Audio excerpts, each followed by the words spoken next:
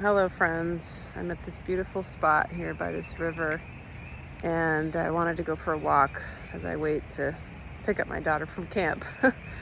On just what I've been experiencing in terms of breaking patterns, learning lessons, and being guided by intuition um, that may be helpful for you. So, one of the things that I've been noticing and I've been experiencing as I focus on, maintaining my health is decisions, being asked to make decisions about different things. And for me specifically, it's about, using Western medicine or holistic medicine or both, and how to use both. And there's this beautiful stream emptying into the river that I can hear.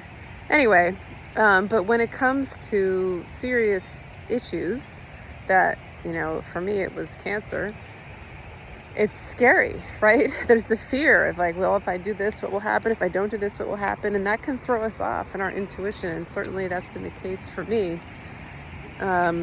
is trying to tap into intuition to guide me. And it's fascinating how, just look behind me here, beautiful, beautiful, how it's fascinating to me how I also notice things happen in my life. Like, person says something and I just feel like that's a message from spirit, or I'm just getting messages and receiving signs. And the trick is, we're always receiving signs, right? But the trick is that we may not notice them or we doubt them. And got crazy curly hair today, as always, every day. But anyway, it's challenging, and I've noticed that for myself, and maybe this is the case for you, we're really being asked to call upon all our tools and to use all our tools in these, like, this is where the rubber meets the road. Like, this is when all that we've been practicing for is front and center, and like, here it is, here's when we're being asked to really trust our intuition, to really not get into fear and anxiety and worry and the thoughts spinning around. Have you ever noticed that, right? It's like, if I can just figure it out, we just keep thinking about it over and over and like going back and forth. And I certainly, have found myself falling into that trap. Meditation is really is saving me, is just coming back to like letting go of the thoughts, connecting with my inner light, the light of God that's within me, that's around me. Mantras, prayer, self-hypnosis. It's funny, I do readings for people, as you know, in the Akashic Records, and I did a few readings this week, and I realized after the reading that part of what was coming up for these clients was meant for me. It's so fascinating how that works.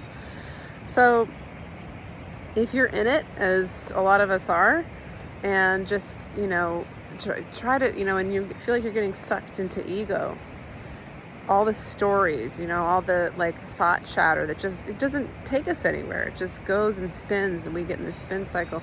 Do your best to just get quiet and remove the thoughts. And it can be hard when the ego just wants to figure it out. It wants to know what to do, and it just wants to reach find a solution.